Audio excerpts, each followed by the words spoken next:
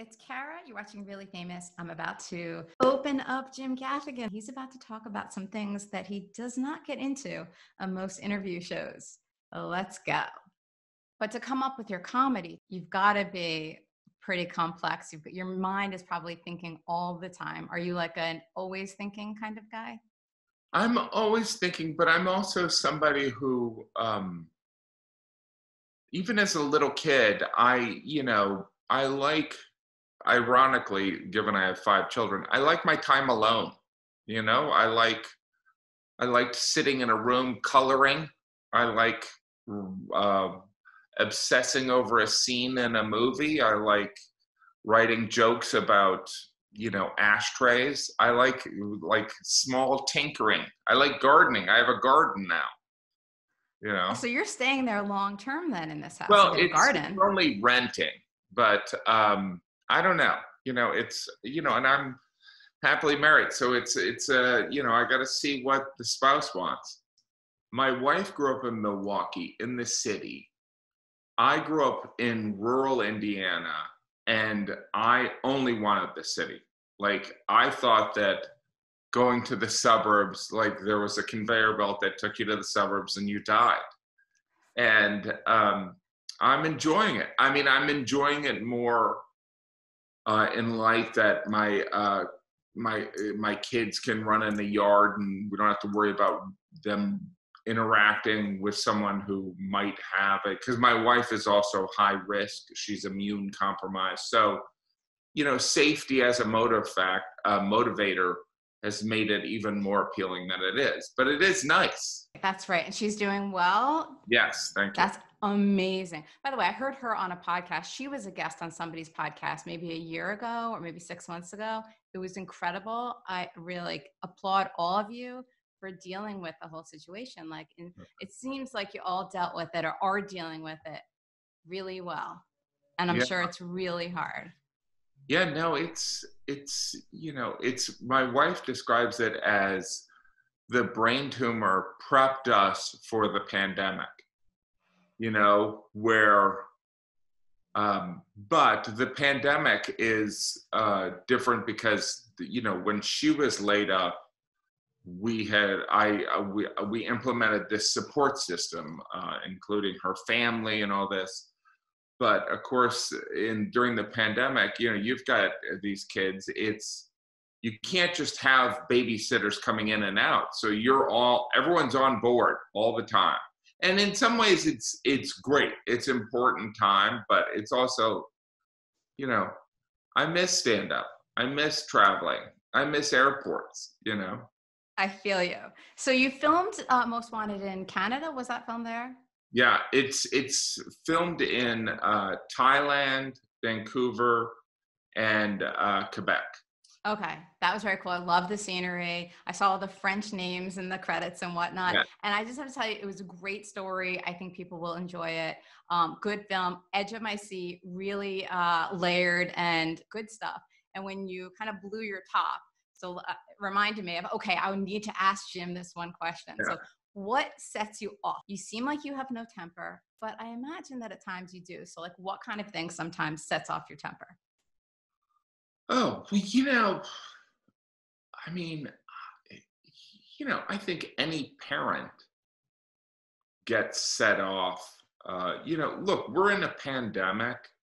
We went through an extended quarantine. I think people are on edge. I mean, I think even witnessing social media, the temperament on social media has shifted, where there's not, there's still some civil disagreement, but there's people really kind of laying it out there. So I would say,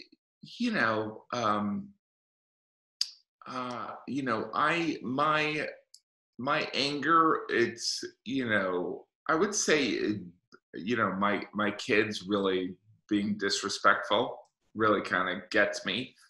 But I don't know. I mean, I think that there's some anger underneath. I mean, I dealt with it in my 20s and 30s in therapy. So it's there, I think I've always been somebody that has really struggled with injustice, you know, like that's not fair. Like I was always angry at my dad. And by the way, my 14-year-old son's exactly like me, you know, Oh, who was really? like, you know, that's not fair, you know, like the fact that the world is not fair is something that I still struggle with, you know. Yeah.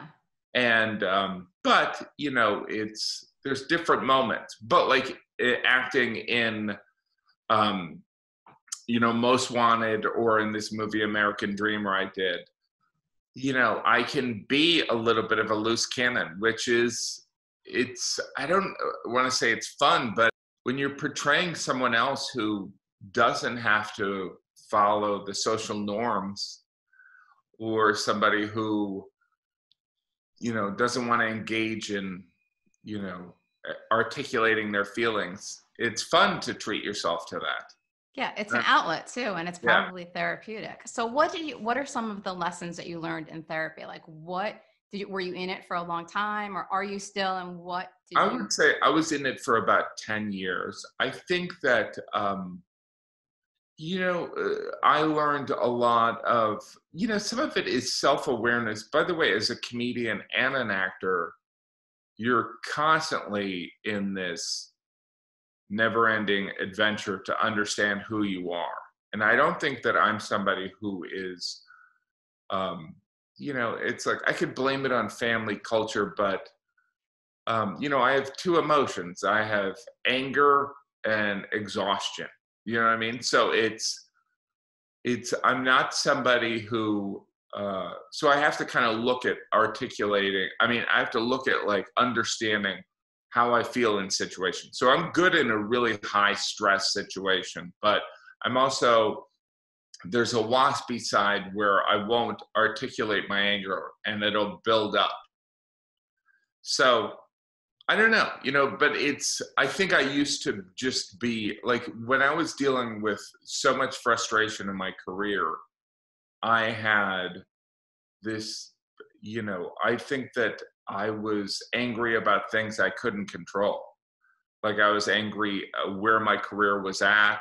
I was, you know, there's a maturity that has to occur, that the reason I do stand up or the reason I do acting is not getting caught up in other people's expectations. That sounds corny, but like the reason I do it is because it's creatively fulfilling. And so that's something I think a lot of creative people, a lot of writers deal with, is like, you know, yeah, it's great to write articles for the New York Times, but is that as creatively fulfilling? Or do you just want to say you work for the New York Times? Do you know what I mean? Right. And Right. so, Well, I'll tell you the answer for that. yeah, It's not. I barely write anymore. I'm hosting the show now. That's really yeah, what I do all the time. But that's right. You have to grow and learn and figure it all out. But yeah. but so when you were angry about where your career was, also I was a therapist before I did that. So Oh, just so yeah. you know. So when you were angry about where your career was or wasn't, like who was the anger directed towards, or what were you angry at? I think I was, um, well, you know, it's interesting because it's so weird. I haven't really talked about this in so long, because eventually what the conclusion I came to was, I don't, you know, the world's not fair. I don't have control over what's going to happen in my career. I have to get comfortable with the idea that I might be the weird uncle that lives in a small apartment in New York City who never got married, and never achieved any success in his career, but he does what he enjoys. And so that's one of the things. But I think I was frustrated because I was, the weird thing about the stand up comedy, it's not a true meritocracy, but compared to other aspects of the entertainment industry, you either do the job or you don't. So, in other words, whether you come from a wealthy background or whether you're very good looking, doesn't necessarily translate into getting laughs from an audience. It's a skill based thing. Now that skill is a little bit all over the place, but there's something unlike an acting role where a beautiful person, probably because people just like looking at good looking people, will be more likely to get a role. In stand up, the laughs are contingent on the individual. Does that make sense? Yeah, of course, because either they laugh or they don't, and Right. it's based on what you're delivering to them. It's Right. not and you have control over that. And so what I was encountering when I was so frustrated was I thought I was getting the laughs, but I wasn't getting the acknowledgments or the career success. And what I didn't realize at the time was that you're never really respected in your hometown. So where you start. So like where I started in New York City as a comedian. So people saw me when I was horrible. So even though I had gotten better, they still remembered and they still classified me as that certain type. And it's similar to the entertainment industry is very much, it's all perception.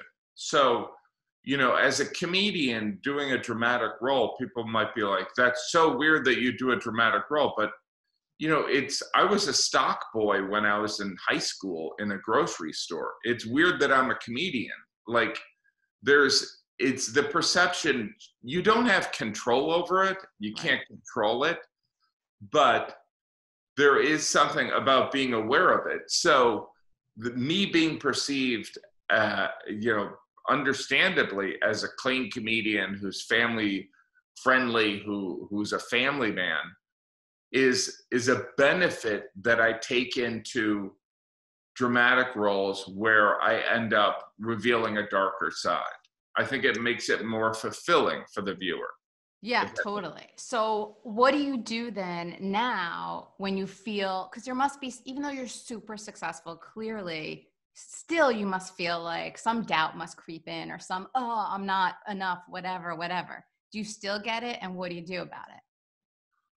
Well, yeah, you know, the thing is that, yeah, there's always doubts, but for me, it is, I go back to creating things is the endorphin rush. Now, appearing on a show like Colbert, doing stand up, or having a special on Amazon is really, that's a great endorphin rush. That's an accomplishment.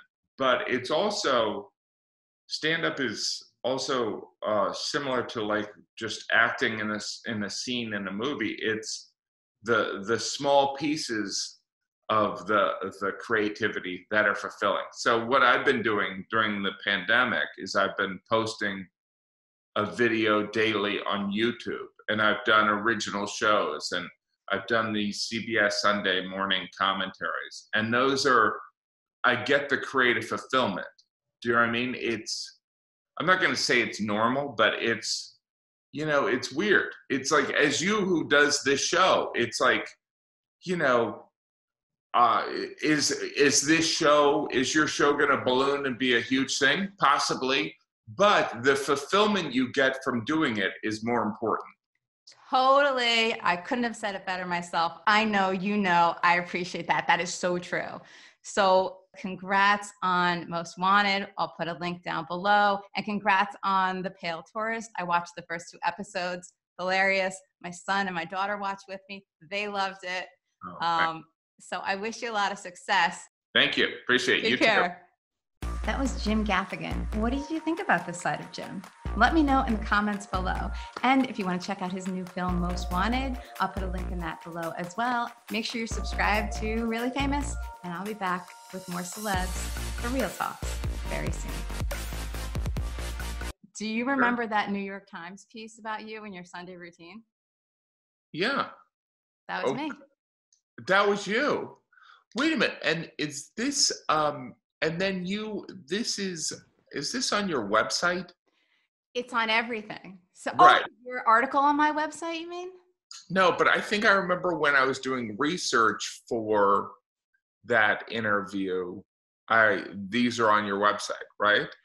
You know, I think not, because I don't think I had even started Really Famous then. Really Famous, the show is maybe like 3 years old. So I feel like we did that probably more than 3 years ago. Don't you Yeah, think? it's I don't really know. I don't know, but it's all good. So did you so like that piece? Did you like how it turned it out? was my favorite piece ever. I thought so. It was the best thing. It was better than my children being born.